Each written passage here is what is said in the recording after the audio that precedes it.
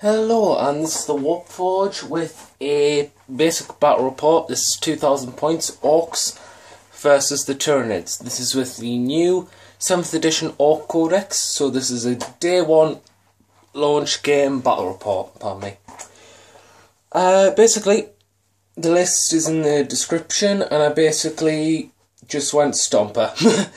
Basically, lots of basicallys. Yeah. Because the Stompa is in the new codex, I just figured, well, I've got a Stompa, why not use it? So, Stompa, tons of boys, and a Warboss with a few of the new gifts of Gork and Mork. Very fine, very nice. Let's see what I actually do. Basically, I just want to see how destructive the Stompa will be as well. So, war. Charge in. Let's try and knock up some bugs. Okay, so day 1 release day for the Orks. War.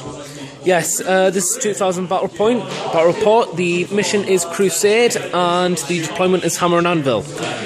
This is what my force consists of. Here's the new Ork codex which I'm using.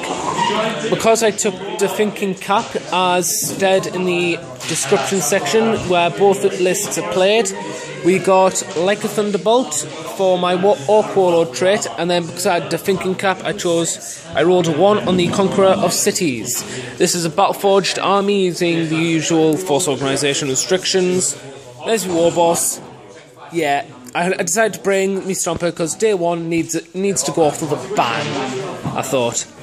The Starscream, the Dakkajet, the 30 Shooter boys, the 30 Chopper boys, and the 20 Chopper boys. And that is my 2000 point list, roughly 1900 or something points. Anyhow, to the Tyranid player army. Okay, this is my 2000 points of Tyranids. I'll start here. This is my Warlord. You'll know him different because he doesn't have a weapon. He's a Tyranid Prime with bone swords and regen. Mother HQ is a tervigon, the pink one. It has regen, miasma cannon, and cluster spines. These two are proxying for 2 Hive crones with cluster spines. These two are 2 Zoanthropes. Their second powers that I got was paroxysm, and they always get war blast as well. 3 Virivores.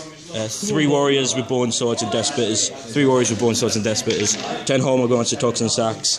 14 Hormagaunts with tooxin sacs. 15 termagaunts with tooxin sacs. And 9 Ripper Swarms with spine fists and 2 Dakkajet fexes. And that is the forces. We will show deployment and then see who steals the initiative. Okay, so here's deployment and here's the table while I take my dice box and put it on another table. Orks on this objective, mobbing up.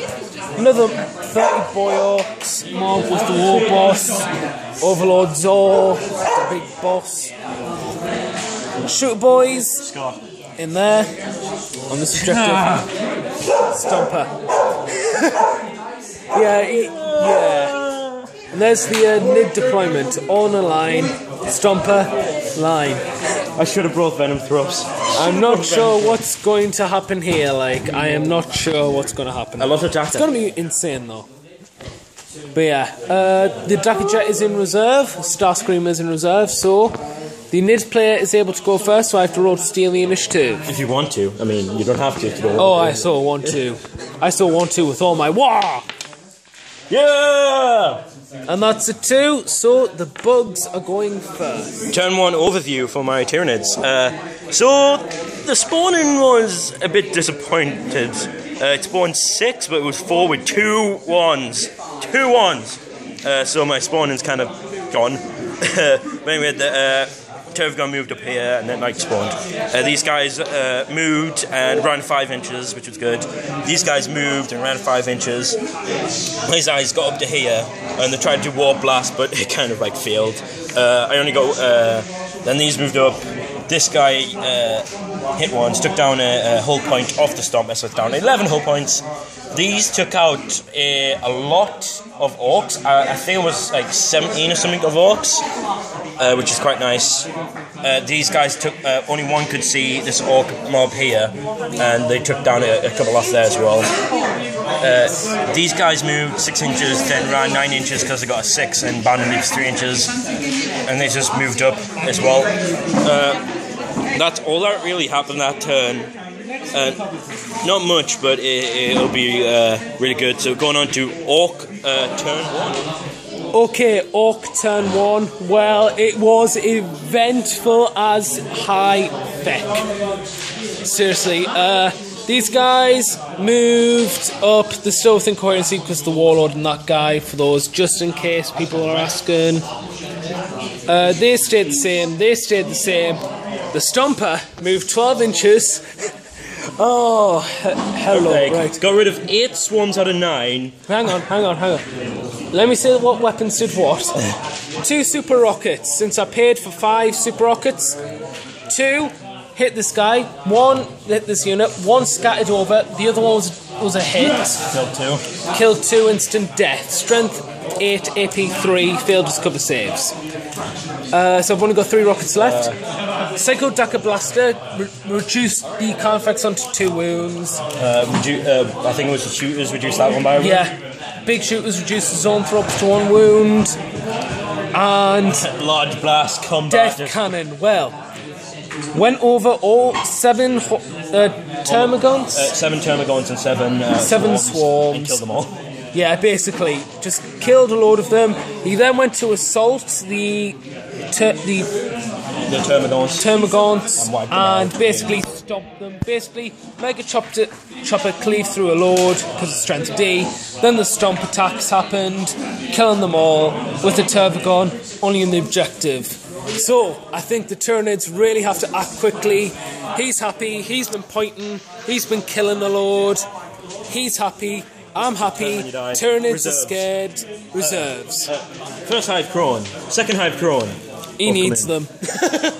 No offense, he needs them. So, okay, so Tyranid, turn. Turn 2 for the Nids. These guys that just ran up here, they didn't shoot anything, mainly because they couldn't really harm anything. Well, this guy has a miasma cannon, but you can't really see anything, so that's good. This guy, along with the Hive Crones, with the missiles and his rupture cannon, managed to reduce them from 11 down to 7 now. So at least he's dwindling a little. This guy moved up to stop this guy from moving forward a bit more, because you have to go through him first. But he'll probably just shoot him and then charge. But Zoanthropes tried his warp lance, but the past he tried to deny, but he didn't get it over with. So, and I failed to glance it or penetrate it. These guys, along with 2 of these, shot at the Mork Bob here that died. Well, they lost a lot. Then my Hormagaunts charged and killed all of them and overrun them. So that is a Warlord kill as well. So it's currently tied because we both have 2 objectives. There's an objective underneath there, an objective here, and he has first one have slay the Warlord. So it is tied now for reserve roll. So it's Dakkajet. Oh, he's on! And the Dakkajet's on. That makes my day. Okay, so Ork's turn. Okay, so Ork turn 2. We went from very quick and very entertaining to very hindering of annoyance. Basically, you suck. No. Stompa, move 12. Fired over here, basically give it everything it's got. One Zoanthrope, put the other one on 1 wound, and took down another wound on the Carfax. Killed 1 Zoanthrope and put the Carfax on 1 wound. Tried to charge, failed. And it's alright. These fired at the swarm, putting it on 1 wound. This fired at them, and so did them, reducing the horde of Hormagaunts to 2 guys. And that was my turn. So, instinctive behaviour, please. For these Hormagaunts here, and you get a 6? No. So I roll on the feed table. I got a 3. So it's cannibalistic hunger. The unit immediately suffers a number of hits equal to the number of models in that unit. These are my own strengths. I'm strength 3, so wounding me on 4s. Another one dies. Hey.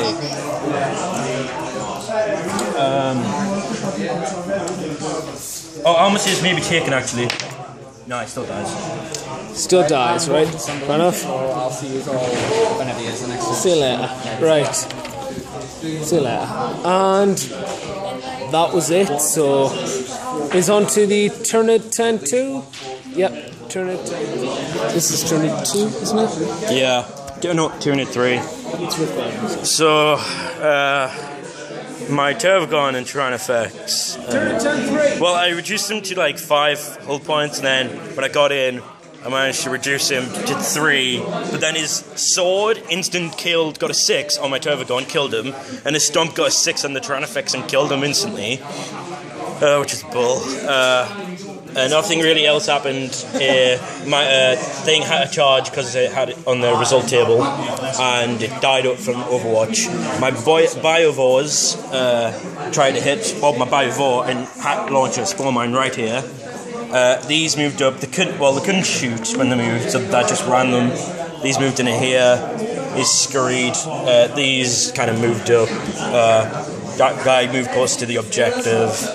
So not a lot happened, but it's dwindling for the Tyranid player right here. Very dwindling. But also is his life. So see what he does in his Ork turn 3 now. Okay, Ork turn 3. Well, it's interesting. He basically just fired and unloaded onto these guys, reducing him to 1 wound. I mean, nothing really else from the big Shoota guy, apart from that I did fire his twinning big Shoota into them, and I think reduced a wound on one of them. These big Shootas over here fired into the now dead Zoanthrope. You can guess what happened. Bang, explosion of blood and person psychic screams, etc, etc. Dakkajet basically zoomed right up and unloaded its firepower, not even dealing a single wound. Well, it did inflict a wound, but it was saved. These guys fired at the spawn mine here and basically killed it. And that was Ork turn 3. I've got instinctive behaviour to do. And now we have the Tyranid instinctive behaviour. This termagaunts. 6. Failed. Rolling on the lurk table. Oops. Oh, that was the one that I was rolling. Yeah. The unit is treated as having failed a morale test, immediately fall back. I'll do that in my mood. This one, my Hive crone, is leadership at 10. Oh! They have gribbly, gribbly, gribbly, nom nom nom. So rolling on the feed table. Oh, 6. So I have to charge the nearest enemy unit and have rage. Fair enough. That's my instinctive behaviours. So the nearest enemy unit I can see is the Stompa. So basically it's got to go into hover or whatever it is and just move and charge. You never know, rage. You might be able to kill it. I've been dancing on a 6. You never know. Not actually. No, I don't think I can. No, I can't. I can't even do anything to it. Fair enough. And is that it? Yeah, my turn 4. So we're on to Bug turn 3, or else is known as Bug turn 4, Tyranid turn 4. Okay, so my turn 4. This guy managed he fought back by 4 inches, but he managed to pass his leadership to his back. He will be running here. This came over here. Heavy venom cannon on this, but missed. So I'm going to try and vector strike it next turn. Then these warriors moved up here, try and get that objective. Biovorder spawned into the spawn mine. Oh, and my other Hive crone died to this dude because of my instinctive behaviour. Carnifex is shut down the flyer like no tomorrow, and these guys remain still. So that's my turn 4, onto Ork's turn 4 now. Okay, so this is Ork turn 5. Well, no, sorry, Ork turn 4. Basically, this moved, fired at the Carnifexes, killed one, fired at this, he survived. He tried to assault the Biovore in there, but failed on a double 1, -2, but double 1 always fails. These guys fired into the spawn mine and killed it. These guys ran 5 inches away from Big Lugs over there. Big Lugs. The big one. Anyhow, so this is Turn 5. turn 5. Any instinct behaviours? Nope. Okay, your turn. Okay, Nid's turn 5. My warriors move from there. They got 6, and then they ran and they got 6 as well. This dude also got 6, so they did a good run to make sure they got their objective. These guys also got a 6 movement out and a 6 run, which is absolutely amazing. So my prime and the 3 warriors are there protecting their objective. This guy tried to tear us down, but failed epically on all weapons. So he's still on 3 hull points. My Biovore killed 2 guys from here, which I think were the big shooters with her. Yeah, 2 big shooters. My Carnifex moved up, was just in Linebreaker, so I ran him, which was 4 inches, so I put him right there. So I've got Linebreaker as well, and it's a current tie at the moment. So Orks turn 5 then. Okay, so very interesting turn 5 for the Orks. This fired at that, did virtually nothing because of cover saves. They were left alone. Yeah, these fired at the Carnifex, didn't manage to do anything. Mob basically charged in, expected to kill him, and it's on 1 wound. So 1, I think definitely if the game continues, it's going to be dead, and I'm going to be consolidating back to my objective. That's if the turn continues. If not, then I think I may have won, depending if Stompers can take Linebreaker or not. So I'll come back after a little bit. Okay, so 3 up. No! And the game continues. Well, this could be very interesting. Very, very interesting. No mercy from the Orks, but it is Tyranid. Turn 6. Yeah. Turn 5. Turn 6, cause Turn 6, yeah. Tyranid, bug, turn. Okay, turn 6 overview. It's not looking good for the Nids. I spread out here to make sure I can get the objective while getting good cover. These guys as well, I spread out trying to get good cover. And the Biovore didn't move but fired. He tried to fire at these, scattered 11 inches over here and spawned 2 spore mines. In combat, I killed 1 boy, and then his knob sliced me and killed my Carnifex. So I don't have Linebreaker anymore, which is really sad, because now there's no way I can win unless killing this dude, which is now down to 2 because my Vector Strike from my Hive drone. Yeah. So it's going to be Ork turn 6. Okay, so turn overview. Well, this unit moved a little bit, still within the objective, still within unit coherency. Fired into the Tyranid warriors and managed to put on a few wounds. This unit just moved back right into here. Stompa moved up a bit on its 2 hull points left. Fired right into the warriors, killed 2, I think. Yeah. Killed 2. One by volumes of fire from big shooters, and etc., etc. The other by instant death from a death cannon. So Prime's still alive. Prime's still alive, and it is draw C on a 4 up. The game continues. No! And it doesn't. Right, You so win by 1 point. wait, hang on. We need to calculate, and we need to check. It's a non-scoring can. Okay, no, sorry. You win by 1 point. Wait, hang on. I've got 3, 6 points. You've got 3, 6 points. 6 points. I got Warlord kill, and that's it. You got Ward. I got First Blood. And Linebreaker. And I've got Linebreaker. These guys don't count because apparently they're non-scoring unit, as my opponent has told me. So this is a victory for the Orks by 1 point. I shall be back. Good game. Good game. Okay, so a few things to remember for the next game is that Dakkajets do have the strafe and run rule. With Fighter Boss upgrade means that you can fire at Ballistic Skill 3 at every unit. That's something I've got to remember for future games, because I didn't realise that the Dakkajet did have the strafe and run special rule. So I'm not going to make that mistake anymore. So now onto the afterthoughts. Okay, so afterthoughts. Well, this was a very insane game. This was it was absolutely beyond my expectations ever. It was just it was mad. It has been my maddest game so far. It's just the fact that I was using a Stompa at like an ordinary game. It was surreal, but at the same time it was just like mad. It was just how much it was actually doing. At the same token on the coin, I think I should talk about the Stompa a bit more in rules wise. A lot of people may think that because it's a super heavy walker that it's overpowered, cheesy, broken, and it's like the red-headed stepchild that you need to beat with a cricket bat or something like that. Well, it's not. Honestly, throughout the whole game, the list I thought wasn't intended to take anti-tank, and by the end of the game, it removed 10 hull points off it. So honestly, I think at the end of the day, if there was more anti-tank, or if you're fighting a list which is specifically anti-tank, that Stompa is going to go very early in the game.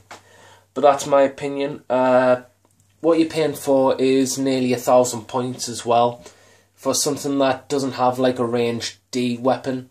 So you've got the Death Cannon, which is anything but Strength D. It's Strength 10, AP 1, a massive blast. It still allows cover saves along with every other ranged weapon it has, apart from the Scorcher.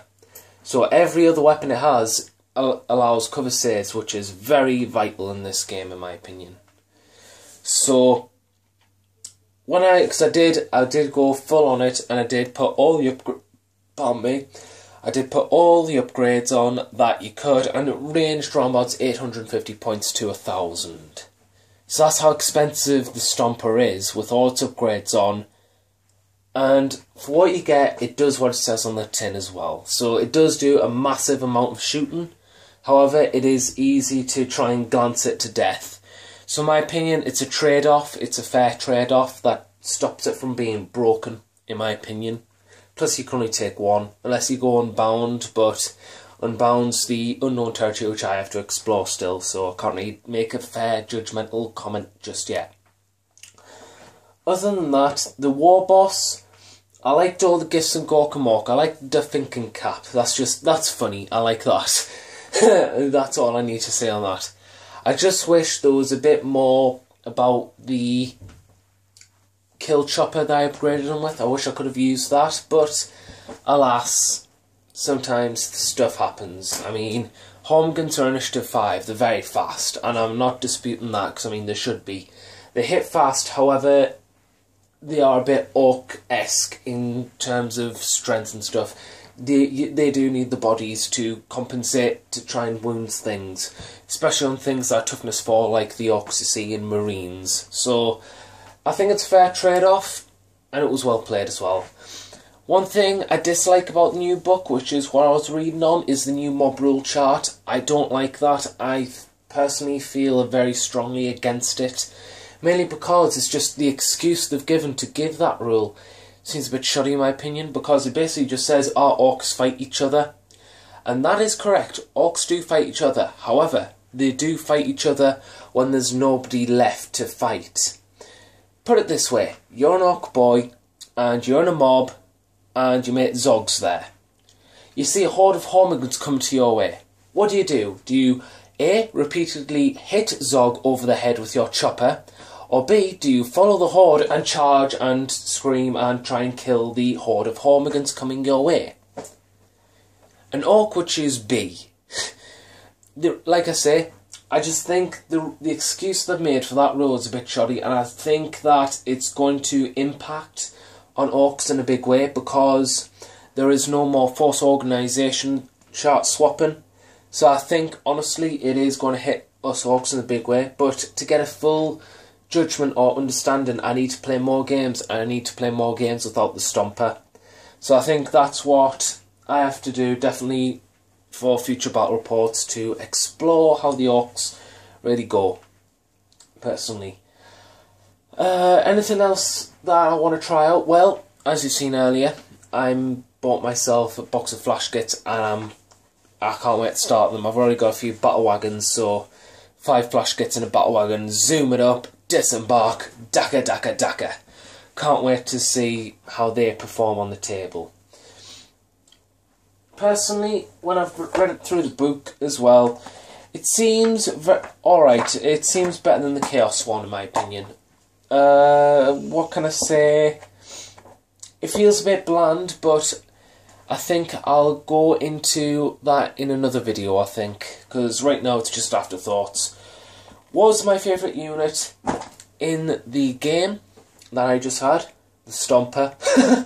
If I'm honest, I mean, you saw it, and if I'm being honest, after many times I fought tervigon spam and Genesteal spam, etc, etc. When that Tyranofex and the tervigon both assaulted the Stompa and just cleaved them both in half, one turn, I was really happy with that, if I'm honest. I was absolutely, that was therapy. Yeah, I did like the Stompa. The Stompa is a fun unit. What do I think I have to watch out for? Biovores, especially with the barrage rule. I think Biovores are going to be another bane to Orks, but they are dealable if you have the range, which is what I'm going to explore with the Orks. Another unit that I have to worry about, well, not so much as a unit, more like as if something I have to watch out for in terms of tactics, is cover. You do get cover saves still, and invulnerable saves, and that does a lot on... that helps a lot on my opponent's half, so I think definitely for more, how should we say, for future battle reports, yes, and future games, I've got to look at the cover and see what I need to do to try and push my opponents off that cover or try and kill them units in cover. Anyhow, so that was a large afterthought because it was the first game of the Orks. Personal opinion, like I said, it's a bit bland, but it is strong. I feel it does have a lot of potential. So, after all that, this was a 2,000 point battle report, Orks versus the bugs, the Tyranids themselves. If you like this battle report, please give it a comment and subscribe. If you want to talk about anything in the battle report, comment. If you like what you're seeing, you want to see more, or other things, if you have a look at my channel and subscribe, like this video, etc, etc, etc. This is the Warp Forge, signing off, and remember, keep on forging.